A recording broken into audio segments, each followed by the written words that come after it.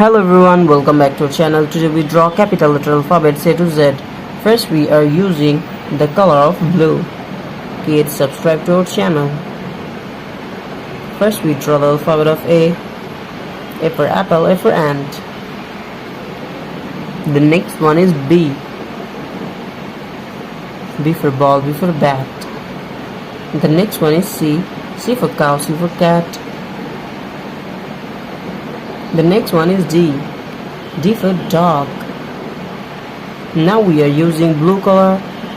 Kids, subscribe to our channel. The next one is E. E for elephant. And the next one is F. F for fish, F for fan. The next one is G. G for goat. The next one is H. H for hand. Now we draw I, and the next one is J. J for jackfruit. Now we draw K. The next one is L. Now we draw M.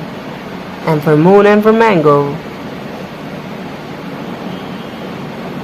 The next one is N for nose, N for nest. O for orange.